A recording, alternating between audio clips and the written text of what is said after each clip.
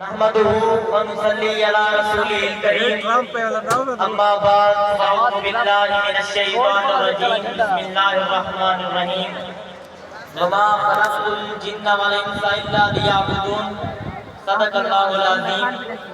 سامعین مکرم، جبریل امین کو آخری بار زمین پر اترے 14 صدیاں بیت گئیں۔ محمد رسول اللہ صلی اللہ علیہ وآلہ وسلم نے ہیرا کی کوٹری میں آسمانی ہدایت کا آخری چراغ وصول کیا اور اپنے مبارک کردار میں اس چراغ کے نور کو محفوظ کیا۔ خدائے بزرگ و برتر نے اس نورانی کردار کو بشر کے لیے اسوہ حسنہ کہا کہ یہی بندگی کا منتہا مقصود ہے۔ اب حق کا ہر تصور باطل ہے جو اس نور سے متعلق نہ ہو۔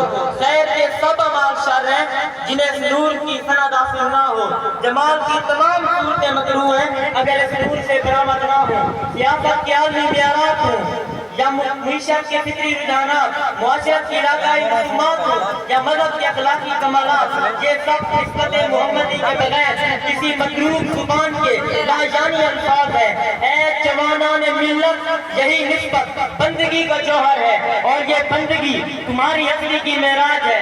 لازم ہے کہ تمہارے وجودی اعمال ہوں یا شعوری افکار ہر دور کی تشکیل الہیت کے سانچے میں ڈھل کر مکمل ہو۔ تمہاری بیداری بھی اللہ کے لیے ہو، خواب بھی اللہ کے لیے، کلام بھی اللہ کے لیے ہو اور ثبوت بھی اللہ کے لیے، اظہار بھی اللہ کے لیے ہو اور اخفاء بھی اللہ کے لیے۔ مگر افسوس، صد افسوس، تم نے اقلیت کی شناخت سے انحراف کیا اور تاریخ کی آنکھوں نے تمہاری بستیوں کو ویران کر دیا۔ تم نے الہ واحد کی بندگی سے گریز کیا اور ابلیسی قوتوں نے تم پر سینکڑوں معبود مسلط کیے۔ تم نے عظمت کے جعلی معیارات قبول کیے۔ قدرت نے تم سے دنیا کی سیادت چھین لی۔ انصاف قسم کھوتا ہوا، عدالتیں بانجھ ہوئی اور منصفین وحشت سے بھر گئے۔ تمہارے حکمرانوں نے اقتدار کی ہڈیاں چاٹ کر بے حمیتی کے تاج پہنے۔ شاعروں و ادیبوں نے حقیقت کو فراموش کیا اور صورتوں سے صنم تراشے۔ تاجر نے سرمایہ کی پوجا کی اور پیشہ وروں نے بس شوق جہنم کے سودے کیے۔ کیا تم نہیں جانتے تم زمین پر خدا کے نائب ہو؟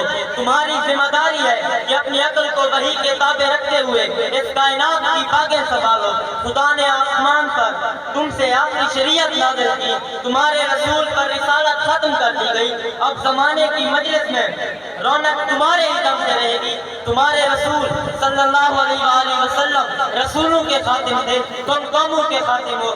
تم دنیا کے میخانے میں واحد ساقی ہو۔ خدا ہرگز یہ نہیں چاہتا کہ تم سجدہ گاہ میں اپنی جبینے کھساتے رہو مگر باہر کی دنیا میں باطل غالب رہے۔ خدا تم سے کہتا ہے کہ گفتند جہان ماں آیا بتنی سعادت، گفتند کے نمی سعادت، گفتند کے برہم رنگ۔ اے جوانان ملت، اے آبرو امت، تمہارا جہان تاریخ ہو چکا، بے حد تاریخ۔ عصر حاضر کا انسان زمین پر دائمی بقا کے حصول کے لیے کبھی مریخ سے توانائی کے وسائل تلاش کرتا ہے تو کبھی چاند سے، مگر اہل زمین نے اپنی بقا کو تمہاری فنا سے مشروط رکھا ہے۔ تمہیں اس دنیا میں لاشوں کی تدفین پر معمور کیا گیا ہے۔ مصنوعی ذہانت اور کلوننگ نے انسان کو وجود و شعور کی فکری بیچارگی باور کرا دی ہے اور ترقی کی یہ تمام صورتیں یقیناً تمہارے خلاف ہیں۔ کیا تمہارا جی نہیں چاہتا کہ تم ظلمت شک کا پردہ چاک کرو اور اپنے اندر سے وہ نور برآمد کرو جو فیضان نسبت محمدی ہے؟ کیوں اب تمہارا دل نہیں کرتا کہ تمہاری مسجدوں میں فتوحات کے جشن منائے جائیں، تکبیر کا شور اٹھے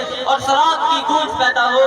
تمہارے شرار آباد سینے بدری ذوق سے کیوں محروم ہو گئے ہیں؟ نوجوانوں، تم عمر کے وارث ہو، علی کی امید ہو، حسن حسین کی آبرو ہو، تو تم گوہر کامیاب ہو، تم خلیفۃ اللہ ہو، تمہیں نیابت رسول کے لیے چنا گیا ہے۔ عجم کے آشکانہ جذبات کو فوراً دو کہ عرب کی جلوہ گاہ پر نثار ہونا تمہاری اصلی کا مقصود واحد بن جائے۔ اپنی گردنیں رسول اللہ صلی اللہ علیہ وآلہ وسلم کے لیے تیار رکھو۔ ایمانی فراست کی شمشیر سے شیطانی عیاری کا سینہ چاک کر دو۔ حمیت کی بجلیوں سے ناپاک بینائی کا شکار کرو۔ اپنے تباہ حال گھروں کی سیاہ خاک سے سفید کتوں کے منہ بھر دو جو غراتے ہیں تمہاری ناموس پر۔ اٹھو کہ تم پر واجب ہے حق بدروت ادا کرنا۔ جو خاک تمہارے لہو کا استقبال کرے گی تمہاری دلہن اسے اپنا کاجل بنائے گی۔ جو زریں تمہارے سینوں پر ٹوٹے گی وہ ان کی کڑیوں سے اپنی بالیاں بنائے گی۔ جو تمہاری گرد آلود جنگی پوشاک سے وہ اپنا عروسی لباس تیار کریں گی، تمہاری ٹوٹی تلواروں کو فضا میں لہرا کر ناز کریں گی، شعلہ بن کر پھونک دے خاشاک غیر اللہ کو، شعلہ بن کر پھونک دے خاشاک غیر اللہ کو، خوف باطل کیا کہ ہے غارت کرے باطل بھی تو، بے خبر تو جوہر آئینہ ایام ہے، تو زمانے میں خدا کا آخری پیغام ہے۔